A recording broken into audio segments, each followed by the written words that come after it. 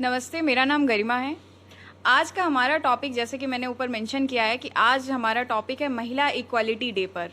क्या सच में महिलाओं को बराबर का सम्मान मिल रहा है या सिर्फ कागजों पर ही महिला इक्वालिटी डे मनाया जा रहा है? अभी 2 दिन पहले महिला इक्वालिटी डे मनाया भी गया था। हमारे साथ हैं जागृति तिवारी, एबीपी की सदस्य हैं और कानपुर की रहने वाली हैं। तो आइए हम जानते हैं इनसे कि आखिर इनको कहीं पे भी महिला समानता दिख रही है, राजनीति में या शिक्षा में या हेल्थ के सेक्टर में, या सिर्फ कागजों पे ही सीमित है। जागृति जी, आपका पहले तो बहुत बहुत स्वागत है। पहला, जो जैसे कि मैंने बताया कि आज का हमारा जो टॉपिक है वो महिला इक्वालिटी पे है, तो क्या आपने महिला समानता कहीं पे भी महसूस की? देखिए गरिमा जी, अगर आज आप महिला समानता की बात कर रही हैं, सबसे पहली बात तो यही है कि आपको इस विषय पे बात करना ही क्यों पड़ रहा है, ये टॉपिक आप उठा ही क्यों रही हैं। जाहिर सी बात है, अभी भी महिला समानता पे कोई वो है नहीं।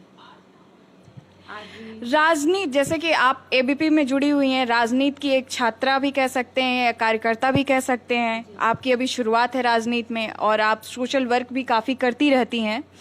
तो आपने कभी महसूस किया कि राजनीति में भी महिलाओं को बराबर का सम्मान मिल रहा है या नहीं मिल रहा है? देखिए, लड़कियां तो बहुत हैं, ठीक है, वो काम भी कर रही हैं, वो आगे आना भी चाह रही हैं, लेकिन कहीं ना कहीं उनको नहीं मिल रहा है। वो थोड़ा सा भी आगे आती हैं, फिर किसी ना किसी रीज़न के कारण उनके चरित्र पर उंगली उठा करके या किसी भी वजह से उनको काट दिया जाता है। तो कहीं ना कहीं भी उनको उतना समानता राजनीति में भी नहीं मिल रहा है। राजनीति में आप कितने टाइम से हैं? अभी तो फिलहाल मैं एबीवीपी की कार्यकर्ता हूँ, तो मुझे अभी 3-4 साल हुआ। मैं संगठन की ही कार्यकर्ता हूँ। अब मैं थोड़ा सा युवा मोर्चा जाने का। आपको कभी ऐसा लगा कि राजनीति में आपको पुश करने के लिए, आपको उठाने के लिए किसी महिला का सपोर्ट मिला हो?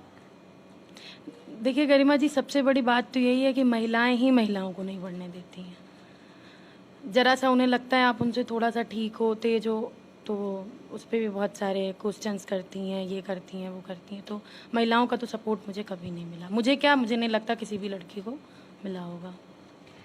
आज़ादी के 75 साल हो चुके हैं, जहाँ वहीं पे हम लोग महिला एक दिवस मनाते हैं, इक्वालिटी डे मनाते हैं। लेकिन क्या आपको लगता है कि आज़ादी के बाद भी अभी भी हमारे जो घर की मानसिक सोच है, मम्मी पापा की जो मानसिक सोच है, वही कहीं ना कहीं हमें भेदभाव सिखा देती कि हम लड़की हैं या हम लड़के हैं? कभी ऐसा महसूस हुआ कि मम्मी ने बताया कि तुम लड़की हो, लड़की बन के रहो? जी ज़रूर, बहुत बार हुआ है ऐसा। अगर हम लोगों के अंदर थोड़ा ये नहीं होता कि नहीं बाहर निकलना है, काम करना है, तो शायद हम लोग यहाँ आज होते ही नहीं। तो ये तो है ही है, इस पे मैं क्या ही बोलूँ। कहीं ना कहीं घर से ही स्टार्टिंग है इस चीज़ की, घर से ही स्टार्टिंग है। राजनीति में आप क्या समझती हैं कि मतलब आप आगे क्या करना चाहती हैं और किस तरीके से करेंगी? क्या रणनीति आपने कुछ तय किया? देखिए, मेरा कुछ भी तय नहीं है। मेरा ये है कि भाई काम करते रहो, समाज में लोगों की सेवा करते रहो।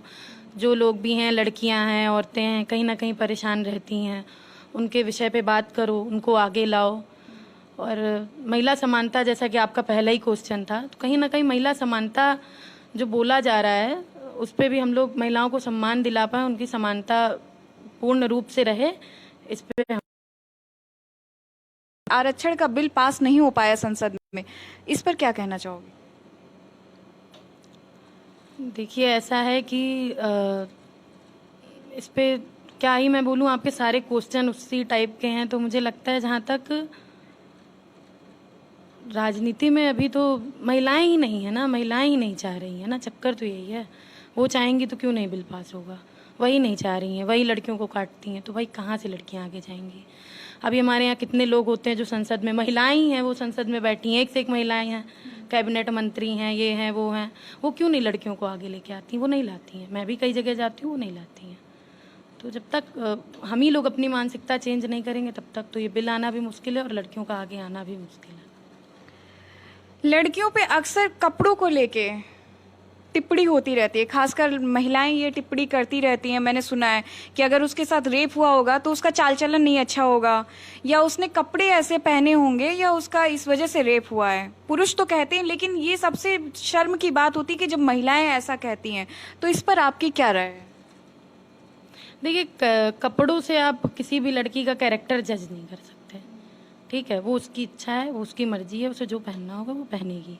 भाई लड़के नहीं पहन के चलते हैं क्या? लड़के भी तो कुछ भी पहन के चले जाते हैं। हम लड़कियां क्यों नहीं उनके कैरेक्टर पे उंगली उठाते हैं? कभी नहीं।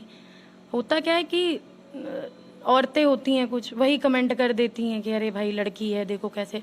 मेन स्टार्टिंग हम लोगों से ही होती है। हम लोग जब उंगली उठाते हैं तब उनकी औकात होती है कि वो कुछ बोल पड़े, नहीं तो उनकी क्या हिम्मत है। अभी मैंने कुछ दिन पहले एक पोस्ट डाला था, शायद आपने भी देखा होगा, बार को लेके 2 दिन से काफ़ी चर्चा में आ रहा है। तो आपको क्या लगता है कि जहां हम एक तरफ संस्कृत की बात करते हैं, भगवान राम की बात करते हैं, तो ये जो नशे इतने आदी हुए जा रहे हैं आज के बच्चे या बच्चियां, लड़कियां जो 18+ हैं, 18- हैं, सभी बार में रात को नजर आती हैं, तो इस पे कुछ एक्शन होना चाहिए या नहीं होना चाहिए? देखिए गर्मा जी, बिल्कुल होना चाहिए। इस पे तो बिल्कुल होना चाहिए, क्योंकि माँ बाप क्या सोचते हैं कि बच्चे पढ़ने जा रहे हैं। माँ बाप कहाँ से कर करके बच्चों को मदद कर रहे हैं कि भाई तुम पढ़ो।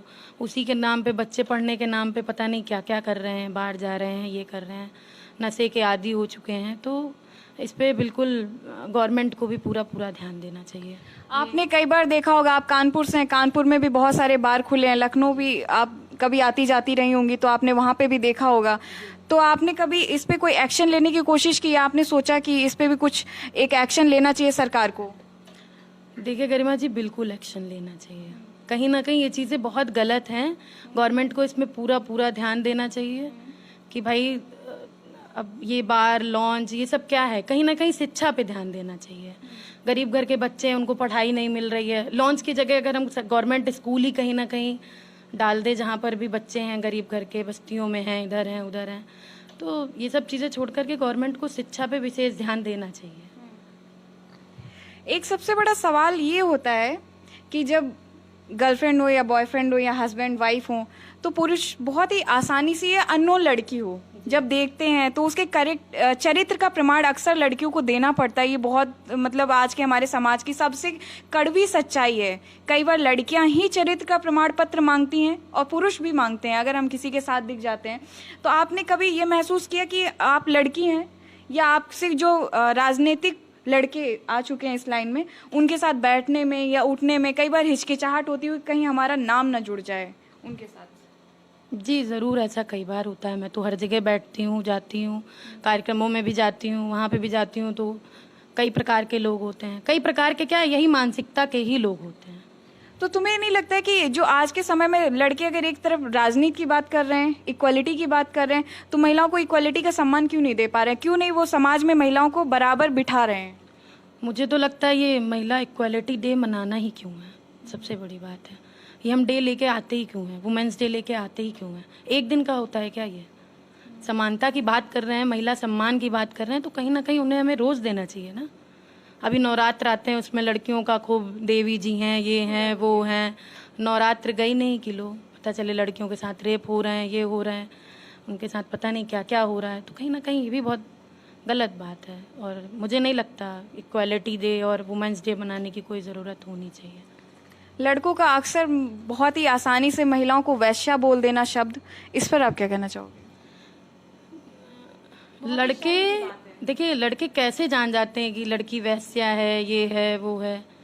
भाई तुम क्यों बोल रहे हो? तुम खुद जाते हो ना उसके पास में, तो तुमसे बड़ा गंदा कौन है? तो ये तो उनकी मानसिकता है। वो खुद तो लड़कियों से बहुत गिरे हुए हैं और वो लड़कियों को ही ऐसे बोलेंगे। है क्या, हमारा समाज एक्सेप्ट भी उन्हीं को करता है ना। चक्कर तो यही है, हमारा समाज जो है आज भी महिलाओं को एक्सेप्ट नहीं करता है, लड़कियों को एक्सेप्ट नहीं करता है। तो कहीं ना कहीं भाई उनके चरित्र पे ही तो उंगली उठाएगा। बाकी तो वो किसी चीज़ पे ना लड़कियों की बराबरी कर सकते हैं, ना उनसे आगे आ सकते हैं। आज की जो युवा पीढ़ी है, आप राजनीति में आई हैं, क्या एक मैसेज देना चाहेंगी खासकर महिलाओं को? लड़कियों को, महिलाओं को मेरा एक यही मैसेज रहेगा कि भाई लड़कियों को आगे करो, क्योंकि अगर हम लोग एक नहीं रहेंगे तो इस चीज़ का आगे चल के बहुत बुरा असर होगा। आज लड़कियां हैं, आप भी लड़की हो, आप भी घर से पढ़ के आए हो, तो कहीं ना कहीं आपका भी सपना होगा कि मैं बहुत आगे जाऊं, ठीक है? तो अगर लड़कियां एक नहीं हैं, औरतें एक नहीं हैं, तो लड़कियों का बढ़ पाना बहुत मुश्किल है। इसलिए लड़कियों को एक साथ रह करके ये नहीं सोचना चाहिए कि अरे उसके पास ज़्यादा टैलेंट है, वो मेरे से आगे चली जाएगी।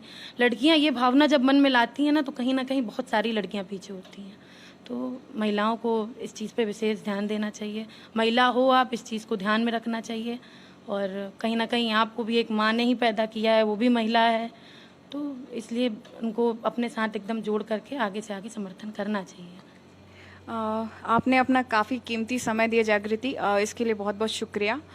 जैसे कि आप लोगों ने सुना कि महिलाओं, आज भी जो महिला वुमेन इक्वलिटी डे हम लोग मनाते हैं वो सिर्फ कागजों पे है, और वुमेन इक्वलिटी डे का कोई डे नहीं होता है। महिलाओं को हर दिन सम्मान मिलना चाहिए, और ये जब तक हम अपनी सोच में नहीं लेकर आएंगे, खुद महिलाएं ये चीज़ें नहीं लेकर आएंगी, हम खुद अपनी सम्मान की बात नहीं करेंगे। क्योंकि अक्सर हम लोग बड़ी बड़ी बातें करते हैं, लेकिन जब घर में खुद के पुरुष हम पे प्रताड़ित करते हैं, या कई बार होता है कि माँ बहुत ज़्यादा बातें करती, लेकिन जब पापा ही उन पे गलत तरीके से आवाज़ उठाते हैं या बात करते हैं, तब वो उनका जो है उनको रोक नहीं पाती हैं। तो पहले हम खुद अपने घर से स्टार्ट करें, उनको रोकना शुरू करें।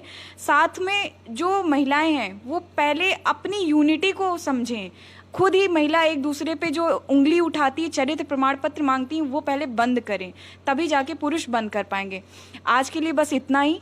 आगे और भी बहुत सारे टॉपिक हैं जिन पे हम आप लोगों के साथ आते रहेंगे, जुड़ते रहेंगे। अगर आपको हमारी ये स्टोरी अच्छी लगी तो ज़्यादा से ज़्यादा शेयर करें, ताकि जो बुद्धिजीवी महिलाओं को लेकर टिप्पणी करते रहते हैं उनकी टिप्पणियाँ बंद हों। Thank you.